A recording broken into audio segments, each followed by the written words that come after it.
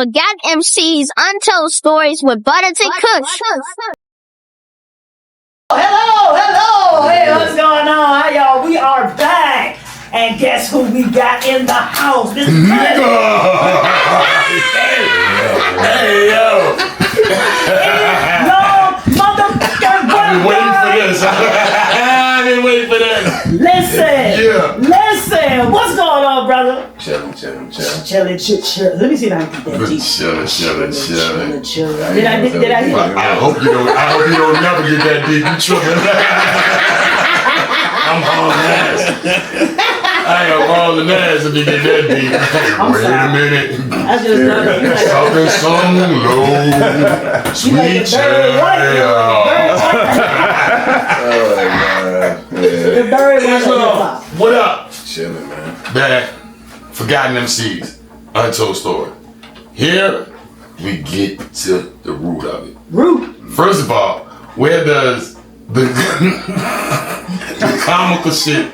Look, I follow you on everything, right? But your Facebook, I can't even get this shit out. Some days, I be like, I can't even. Like, I'm just done with him for the day. Let me get away from him. I'm not gonna do it. Where that come from, man? Where's the comic relief coming from? Shit, I don't know.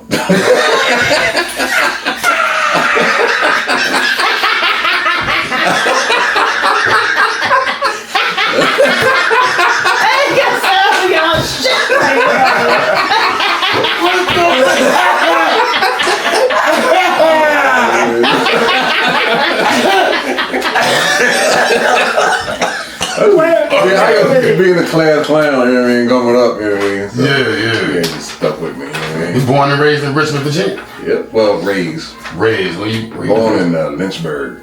No, excuse me. Born in Leominster, Massachusetts. Okay. Oh, okay. I've been there. And then I moved to Lynchburg and Lynchburg to Richmond. Okay. Part military, part, parents struggling. Right. So, Yeah, I understand that. Okay, so I gotta touch on what he said in the comment. Man, this man used to have this thing on YouTube. He had a taxi service, and Player is actually his real last name. People might think that it's like a gimmick. It's his real government name. Oh yeah, I just learned something. Like, I thought it was like, Facebook name, Instagram type. It's true shit. That's your real. That's my government. Oh man. True shit. Ain't that sweet? Yeah. That's sweet as a bitch. So he used to have. Man, that was my last name in school. What? He used to have his own taxi. He used to do these YouTube things with Player Taxi, and it was he would record the shit that's going on in the taxi cab. It was hilarious. Yeah. I've been trying to get him to come back. Yeah. But anyway, so we want to hear some stories that don't nobody know. How did you get started in hip hop? What drew you to it? Yeah. The love. I don't know. I think you just come up in that area in the 80s and you just gravitate towards it. Yeah. And what I heard most of them said, when you love something, you will end up doing it. You know what I mean? You have such a love for it and a passion for it. So it was just a natural calling almost. You know what I mean? Right. So in Lynchburg, could you say that you started gravitating toward, or when did you write your first rhyme? My first rhyme was a freestyle, and my cousin, I don't know, he must have a photographic memory because he remembered verbatim. Wow. And my cousin, who's a drummer, pianist, multi-talented instrumentalist, and he was banging on trash cans. All of them was the last line. I probably vibe bit from Melody Mel. I was like, I tell you one thing, you got dirty shoes now. Everyone like, oh shit. I was like, oh shit, you know what I mean? So That's the only part I remember. That's when niggas going on. Like, yeah, you know what I mean? So that was my first rhyme, Lynchburg, you know what I mean? Okay, all right, that's what's up. I was talking about you earlier today with Buttas, right? And I was like, see, Buttas know this about me. One thing about people that I like to listen to, I like their music. I try to dissect y'all styles. You know what I mean? I'm like, I can't get this nigga. Like I can't, you know, like in English class, I always tell rappers, like young rappers, this too. Like, man, your most important class if you want to be a rapper is English, Right. Especially that poetry section where they teach you that A B B A B A B A B B C C, like all of that. Like, I can't pinpoint your joint, right? And I'm like, it's like with her, it's like when I think you gonna rhyme, you hit me with something else. But your style is ridiculous, but it's dope. Like, where you come up with that? I just purposely didn't want to do the AV format, you know what I mean? I don't want you to see the hook coming. Right. Yeah. Mm-hmm. It's like he give you a jab, uppercut, then a hook, jab, uppercut. Right. And then I told her this, it was like, the way you make your records compared to how you battle. It's like it's two different lanes. Mm-hmm. It's like you turn into something different on that battle stage, though. Mm-hmm. I watched that battle, John. We can't say it on the air the way like she was like, nah, we can't talk about it. Like, look, it is what it is. You struck a nerve with that boy. Hey. Yeah. All I'm gonna say is black balls. And if you want to know what I'm talking about, go check that battle out. It's my rock guy. Please go check that battle out. What you mean? It didn't land. It didn't land with the crowd. They were just kind of like, you know, they didn't get it. That's when I'm just gotta catch later. I said some things go over your head, go over people's head. At this age of battle, this is why we had the cameras, everything. Because it's like, half the time, like on the big stage with URL and all that, they be like, say it again, say it again. Like, right. Some of them joints be like, nah, you'll get it later. You go back and watch, be like, oh, that's what, you know what I mean? Like, yeah. As soon as I heard it, I was like, me too. I said, man, this man a fool. Because technically, I lost the battle. Why you saying technically? No. The judges gave it to them. Who was the judges? It was Radio, I forget the other guy, and Nicholas F. And when I walked off, I think about it now. When I walked on stage, Nick Datton, he had a look on him like, man, almost like they got you. That's how he looked, you know what I mean? But I think part of it is just so Nick gave it to me, you know what I mean? But it's all good. I mean, people see how they're gonna see it. But I think that's why it's important that you bring your people out. Right. And come out to battle. Right. You know what I'm saying? And if we come out to support, because that has an influence on the crowd. Because when dude come out, he brought his mom, his dad. Oh, shit. You know what I mean? Uncles. He brought his whole clan out. And you know, when you say that, I get it. But if you dope, you dope. And even your mama gotta say if somebody is doper than you. You know what I'm saying? I understand it's about support. You know what I'm saying? And we gotta stop having adjustment. Like, whack is whack. Like, tell your man, look, stop rapping. Come over here and fill out this app. I got a spot for you. Like, it's cool to say that. It's cool. Like, no, bro, that joint hard. No, nobody like that joint, but you don't even like it, but that's my man. Stop it, man. You gonna get this man feelings hurt somewhere. And that's what you have to do. You gotta bring your mama, your aunties, your uncles. And if you gotta do all that, it was just 3 year olds in the crowd, yeah, 3 year olds, it ain't even real, man. You know, every L in LL, it just made me learn, just made me not give a fuck no more. Right. You go in there, you be like, I don't really care about what the judges think, you know what I mean? Because it's about connecting with the audience. Exactly, it is. So what do you feel about stage presence dope too? Well, let me get back to that. I want to know, how did you get into the nation? What made you become a part of the nation? Probably part of my mom. Okay. She took me to the minister when he came. She gave me tapes. But yeah, she gave me tapes. You know what I mean? I heard the minister, and I just ended up gravitating. And actually, I had I could say the moment when I decided to join was I went and took my tape to listen to one of the brothers who had already joined before me, and then I ended up just gravitating towards it. I mean, it kind of pulled me in. So, do you feel? Are you happy with the nation on things that you're learning? Yeah. Okay. All right. So, how do you feel about Christianity? If it worked for you, you know what I mean? That's not necessarily a bad thing. I'm not, you know what I mean? We're going to leave that at that. Okay. We're going to leave that at that. You don't beat up on nobody's gang. That's what you do, man. You know what I mean? It works for other people. We talk about the viewers, and we got to get a little personal now, right? Let's talk about your coming ups and all of that, and I'm still trying to figure out how you got this style. Like, during the break, listening to his music, I was literally sitting here trying to figure it out. And it's still crazy to me. I caught a couple of them, I was like, oh, we did it like that. But nah, for real, like high school, you was like talent shows, any of that, like you was getting everything. Or, like, and you also do film. Yeah. Let's talk about that. Yeah. Yeah.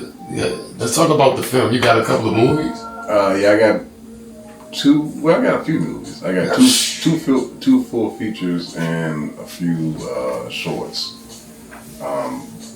My first feature film was Baldwin for All American. Yes. Which can be seen now on Tubi. Yes. And then I did a collaboration with a sister, and that's what's it called? Babylon. Lives Never Matter, which is kind of a series of shorts we did. And currently I'm working on a film, feature film, feature myself, called The Eight God for the Love of Yes. I'm excited about that. And then we keep together, man. Fro helping out with cameras and Fro. Yeah, put him on blast. There. He always quiet in the background, no mic. We'll shove a mic in his face one day, Paul. You know what?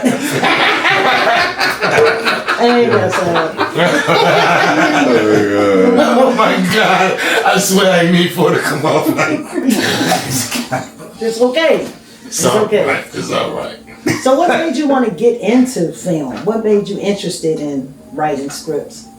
I think it was an accident. You know what I mean? Because I just got into.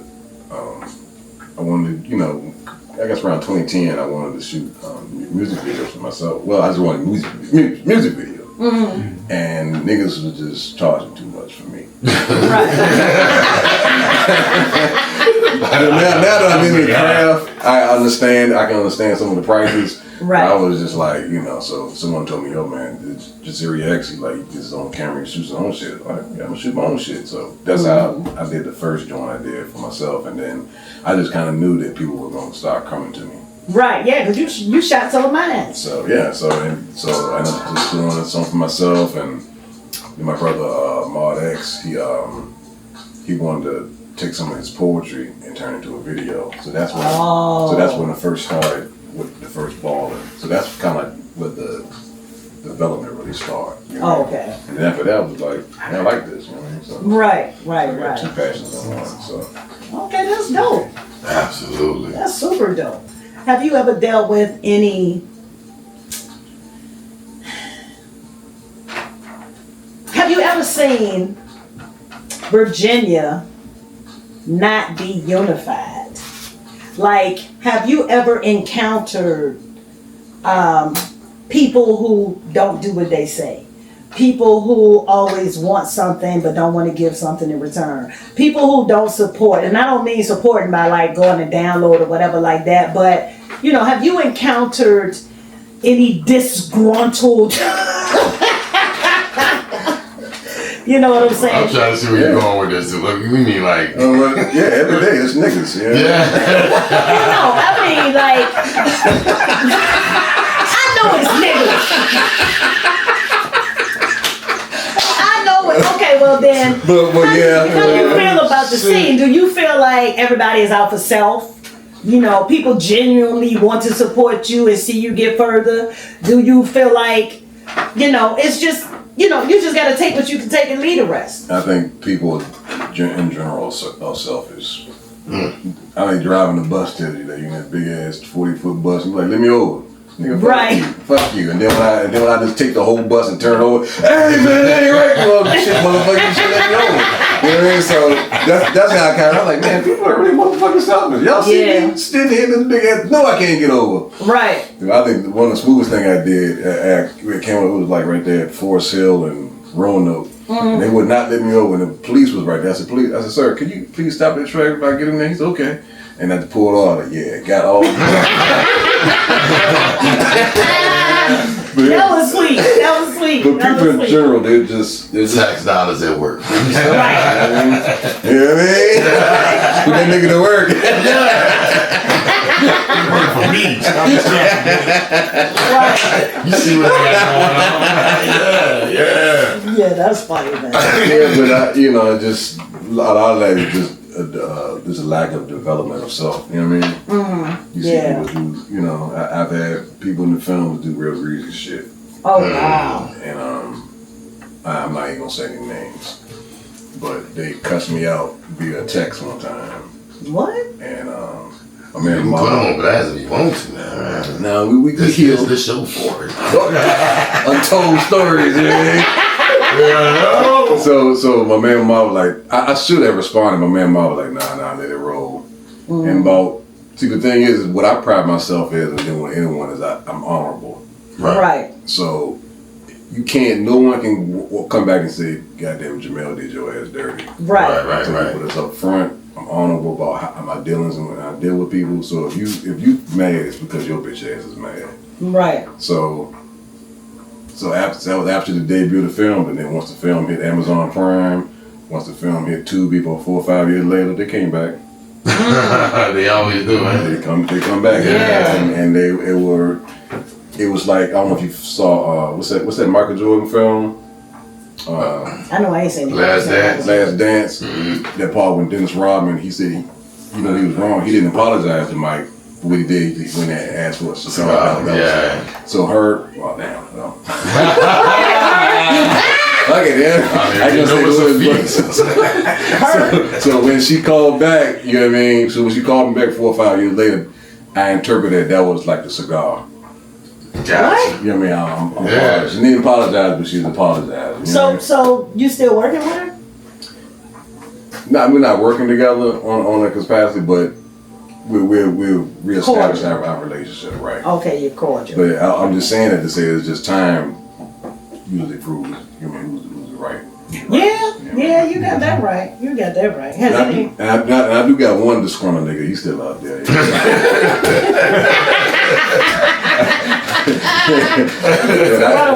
I mean, I hear through the grapevine talking about me and blah blah blah. Oh, that's how they do. How they do. You know what I'm saying? That's how they do. And you good because for me, what life has shown me, and I don't get second chances no more. The first time you out, you know, we have that thing where people show us who they are, and we let it go. We're gonna give it one more chance.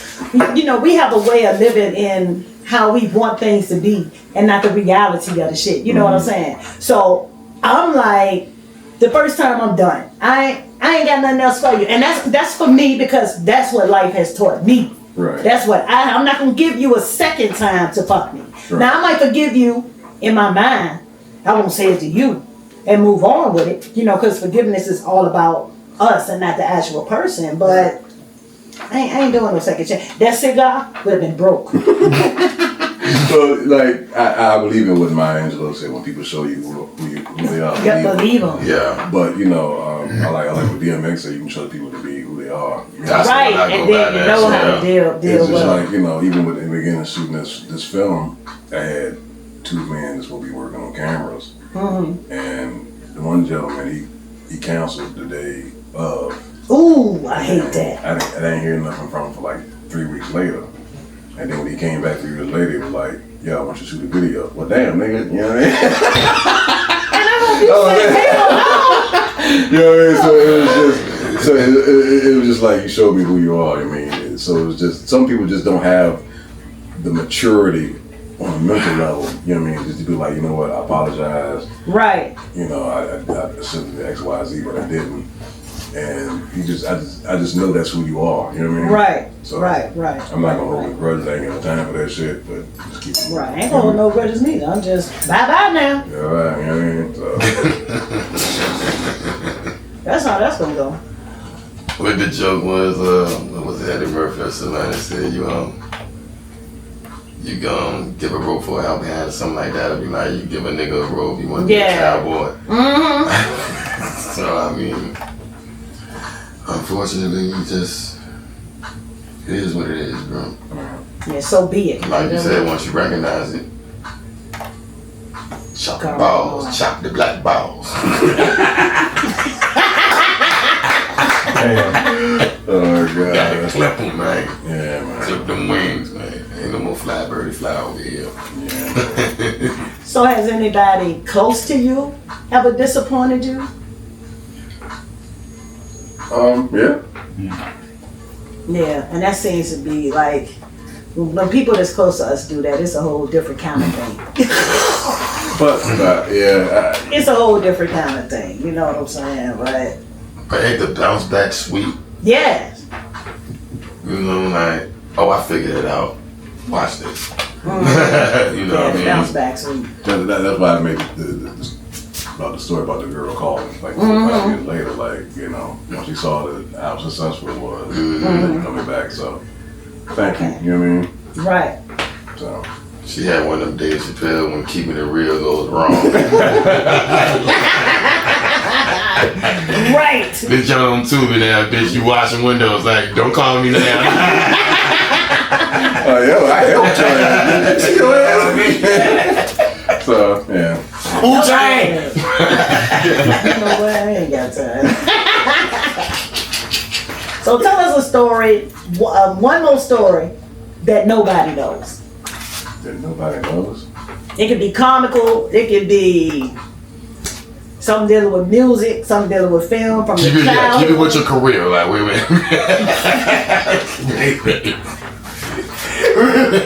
No, man, it was this girl named Justine. So we ain't going there. Keep it with your career-wise, film, music, even coming up, growing up, dealing with the music or whatever. You know what I mean? I guess everyone will know about this sooner or later. You know, I had a pause moment on stage. You know, Oh shit! Oh man! Oh shit! Let's get it. The last bow I just had. You know what I mean? A little pause. You know, we doing too much with the pause. You know? Should have gone too far. You know what I mean? Like the young niggas really be reaching pause. You know what I mean? Right. So in the battle, I was battling the dude. This was just recently at the what's that shit? What's that thing? Embro? What's that joint radio be on the multiverse thing? Oh, okay. Mm-hmm. And I said, I told her, I said, what's the line? I said, rap battles, I'm coming in first. Nigga, you coming in the rear. Nigga, you Puff Daddy. The whole crowd went up, oh! So they interrupted me. I said, so all right, so let me run it back. I said, yo, I'm coming in first. Oh! I was like, what the fuck? I just said the line. Wait a minute. Wow. Is that a pause moment though? They paused it though. I was just like, yo, what the fuck? I'm coming in first place. I get the wordplay coming, you know what I'm saying? But I said, it's a metaphor, it's a punchline. I said, in rap battles, I'm coming in first. Nigga, you coming in rear, your Puff Daddy. Oh! I said, all right, let me run it back. I said, all right. I said, I'm coming in first.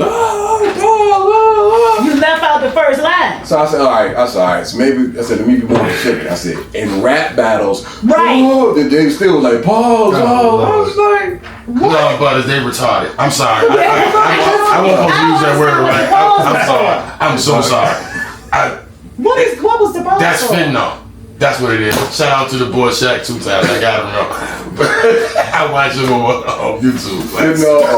Just outright. That's drugs. That's drugs. understand. So that was the first one. I had two of them. Oh. So I kept on going. That's so crazy. They wouldn't allow me to go. I said, let me just skip the line. So I kept on going. I said, nigga, when God get the coffin, nigga, you get the coffin. Nigga, you tossing salad wrap. I'm Vader forcing the balance back. Them niggas said, hold on. Tossing salad? What?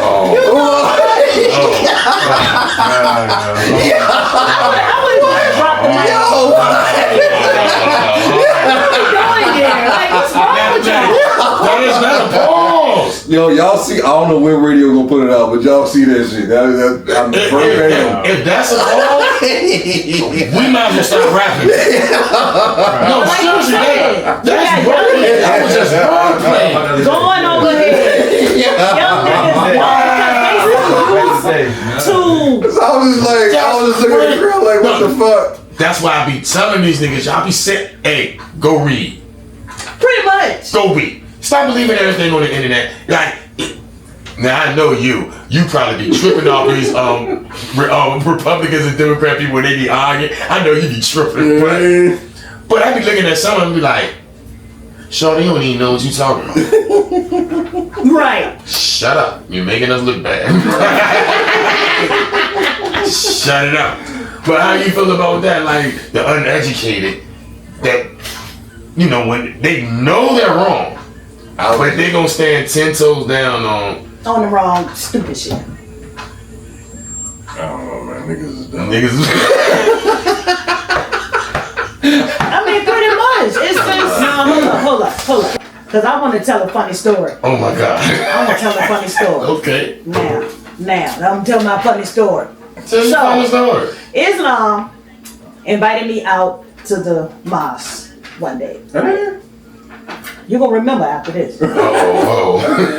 So I get there and I don't know anything. I've never been to a mosque before, so I don't really know anything about it. So he walks on in, I come in, and they're searching me. Now that's the first, I'm like, well, I thought I was walking into like a church. I don't understand why these niggas is searching me, right? On top of it, I'm like, oh shit, I got my blade in my pocketbook. Oh my God. I don't know why I'm thinking I'm about to go to jail, but I'm in church. Like, Can I ask you a question real quick? If you already knew you was going there, right? Yes. Why you had blade in the way? Like, I mean, because you're if I walk in church with a blade in my pocketbook, there's nobody that'll search me. So let me finish the story. When I go in, they search me. And I didn't remember that I had the blade because I'm so nervous. I'm like, oh shit. When he told me step to the side, that's when I remembered. I was like, oh shit, Jamila, he just set me up. I'm going to jail. You really thought you was going to jail? I ain't know what was going on. So he took me in the room and he was like, we're going to give it to you when after the service is over. Damn. Man, you remember? I don't really remember. On the south side, by the, I don't remember. the one, it was, Yeah, the big building on the south side. yeah, it was on the corner. Yeah, coordinated, 104 coordinated. That's it. That was the one, right? I can't believe it. That's it. She said, that's it. Because I got a bean pie. It was over. I had never had one. Wait a minute. It was pretty good. No, wait a minute. That just sounded so funny. That just because I got a bean pie. Yeah. Maybe this helped you remember because I got a bean pie. I don't remember you. Damn. I went in there and I didn't know that the men was going to be sitting on one side and the women on the other. It was a totally different experience. Would you go back? But everything he said, I could relate to. That was the dope part. I was like, I like this. Okay. You know, and I asked the question later about why the split. I think I asked one of the guys that was in there, but somebody told me it was so that everything that was going on could be focused on. Because sometimes when you put men and women together, you know what I'm saying, right. Certain things, so it's better to have it separate. But I really enjoyed it. Okay. Even though you don't remember almost getting I still suffer from addiction, but when I read the book, it brought me there. It brought a lot of peace to my life, you know. But I can't. I'm trying to talk, but then you know these niggas, cause. Oh, I'm sorry. No, you're good. All right, Jamil. Thank you for the interview. Dope interview, man. Shout out all your social medias, your film stuff, everything. Islam Rap God, everything. And for my films, you can hit me up at visionsfilmworks.com and islamrapgod.com for the music. So 2 websites. Yes, 2 websites.